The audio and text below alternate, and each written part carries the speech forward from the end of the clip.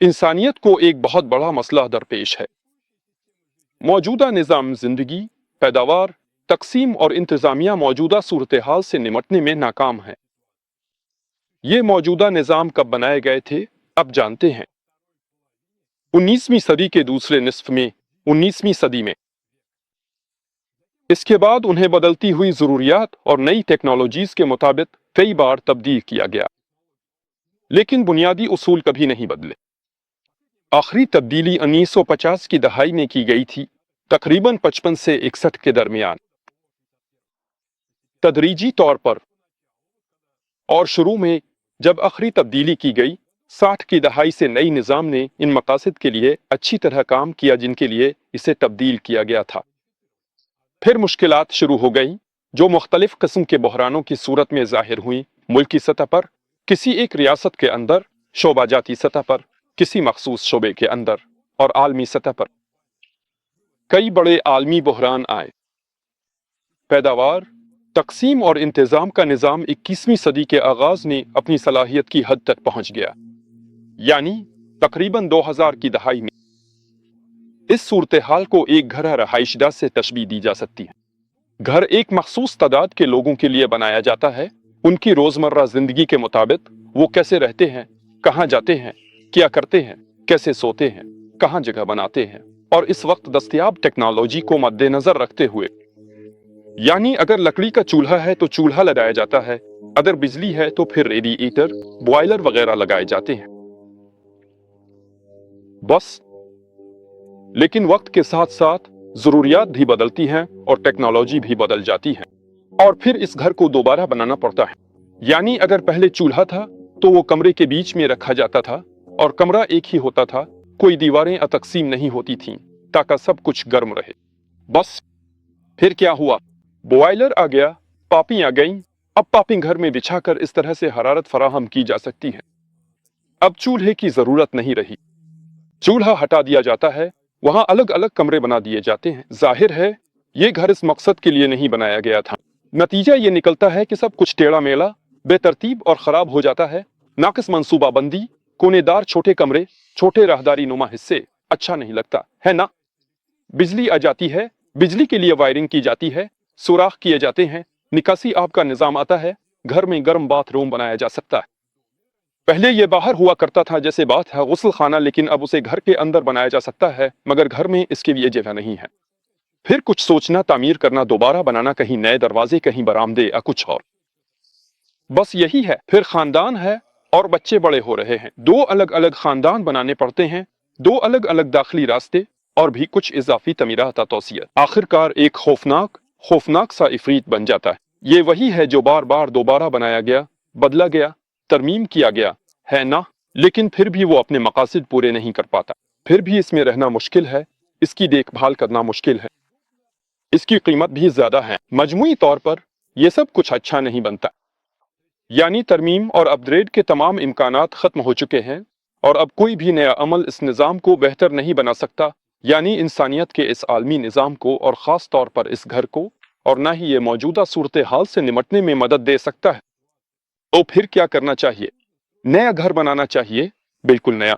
मैं इस नतीजे पर पहुंचा, यानी मेरे जहन में काफी अरसे से यह ख्याल था कि देहात में कोई घर खरीदूं और वहीं कहीं रहूं। ठीक है, मैंने ऐसे घरों की बहुत बड़ी तादाद देखी है, और एक लम्हे में मुझे ये एहसास हुआ कि उन घरों के साथ, यानी उन पुराने घरों के साथ जो 60 की दहाई में बने थे, ये लकड़ी के घर, मैं उनके साथ कुछ भी नहीं कर सकता।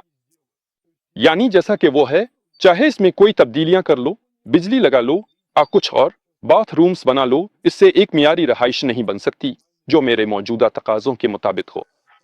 नामुमकिन है। चाहे इसे जितना भी बढ़ा लो, मुरम्मत कर लो, दोबारा बना लो, वो फिर भी पुराना ही रहेगा और फिर भी गैर आरामदेह ही रहेगा।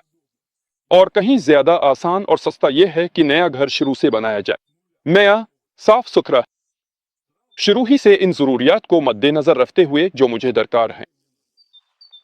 बिल्कुल यही मसला आज पूरी इंसानियत के सामने है। लेकिन मसला क्या है ना, जब हम घर बदलते हैं, मसलन हमें घर दोबारा बनाना हो, तो हम कहीं और जा सकते हैं, किसी और जगह पर, और इस दौरान जब तक दोबारा तामीर मरम्मत जारी रहती है, हम किसी और जगह रहते हैं, तो फिर पूरी जमीन के साथ क्या किया जाए? सबके लिए यह मुमकिन नहीं कि कहीं मरीख पर चले जाएं, यहाँ कुछ तब्दीलियां शुरू करें और फिर सब वापस आ जाए। ऐसा नहीं हो सकता। इसीलिए बड़ी तब्दीली इसी घर में करनी होगी जिसमें हम रहते हैं, और कोई भी ऐसा नहीं करना चाहता। ठीक है, जिसने भी तज़ईन व आराइश की है और एक ही वक्त में रहता है, वो मुझे समझता है। और इस तरह इंसानियत पहले ही 3 दहाइयों से जी रही है। यानी ये जरूरी है, पहले से ही बदलना जरूरी है। सिर्फ तरमीम करना जरूरी नहीं है, बल्कि हर चीज को मुकम्मल तौर पर तब्दील करना जरूरी है। लेकिन लेकिन लेकिन वहां वहां अलिफा, बेहतर है कि हम जिंदा रहें। अब के लिए ऐसा ही होगा, ये बुरा नहीं है ना? और लोग इसी तरह जीते जब तक मामला संगीन ना हो, जब तक छत न गिरे, कहीं से पानी ना टपके, कुछ और ना हो, यानी जब तक सब कुछ बर्बाद ना हो जाए। इसी तरह लोग जीते रहेंगे जब तक कि सूरत हाल वाकई संगीन ना हो जाए। और मुश्किल हालात हंगामी इक़दामात का तकाजा करते हैं। यानी पहले तब्दीली या दोबारा तामीर के लिए इक़दामात करना नहीं चाहते थे, तो फिर ये सब कुछ हंगामी तौर पर करना पड़ेगा, ज्यादा नुकसान के साथ, ज्यादा अफरा तफरी के साथ, यानी बड़ी कुर्बानियों के साथ, और इसी तरह आगे। यानी कैसे? इनकलाबों, बगावतों, जंगों और दीगर इज्तिमाई कत्लो गारत के जरिए, चाहे वो जानबूझकर हो या बस ऐसा ही हो गया हो, है ना? भूख से मर गए, अब क्या किया जा सकता है? बस वो इस निजाम में फुट नहीं आ सके। यूरोप और रूस के दरमियान यूक्रेन पर जंग, ये दरअसल कुछ मखसूस हलकों, खास तौर पर यूरोप और रूस की कोशिश है कि वो निजाम की मुकम्मल तजदीद के बगैर अपना वजूद बरकरार रख सकें, यानी पुराने तरीके से जीना चाहते हैं। यूरोप यूक्रेन को हजम करना चाहता है, क्योंकि वो यूक्रेन के वसाइल की मदद से कुछ अरसा और गुजार सकता है, और रूस यूक्रेन का हिस्सा नहीं छोड़ रहा, क्योंकि उसे खुद जरूरत है। और यूं आपस में टकराव जारी है। दोनों तरफें असल में जंग से डरती हैं, क्योंकि बड़ी जंग यूरोप और रूस दोनों को बहुत बड़ा नुकसान पहुंचाएगी और इस नाजुक तवाजुन को बिगाड़ देगी। हकीकत में सूरत हाल काफी नाजुक है, और अगर ऐसी बड़ी जंग छेड़ दी जाए तो इसका नुकसान पहली फतह के फायदे से भी कहीं ज्यादा होगा। समझे? यानी जो खोया वो हासिल होने वाले से ज्यादा है। इसीलिए रूस और यूरोप बस हल्का सा एक दूसरे को धकेलते हैं, हल्का सा काटते हैं, लेकिन बड़ी लड़ाई पर अभी तक हिम्मत नहीं कर रहे। हालांकि यूरोप उसके लिए तैयारी कर रहा है, बार बार तैयारी कर रहा है, और यह सिलसिला काफी देर तक चल सकता है, जब तक कि उनमें से कोई एक फरीक गिर न जाए, या तो रूस या यूरोप। समझे? मौजूदा निजाम पहले ही इस बोझ को संभालने के काबिल नहीं रहा, और यह सुस्त रफ्तार मकामी जंग, चाहे वो निस्बतन छोटी ही क्यों ना हो, फिर भी इजाफी बोझ डालती है, मजीद मुश्किलात पैदा करती है। जी हाँ, तकलीफें, नाराजगियां और इसी तरह की दूसरी बातें। यही बात है।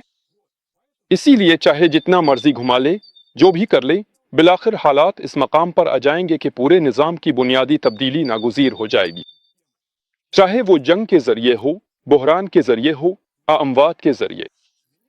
निजाम को पहले से रजाकाराना तौर पर बदलना चाहिए, लेकिन फी अलहाल कोई भी ये नहीं चाहता। ना निचला तबका चाहता है, ना ऊपर वाला तबका, क्योंकि सब लोग आदत के मुताबिक जिंदगी गुजार रहे हैं। जी हाँ, और अभी तो हमें सब कुछ ठीक लग रहा है, और आगे मुस्तकबिल में क्या होगा इसकी हमें फी अलहाल कोई परवाह नहीं।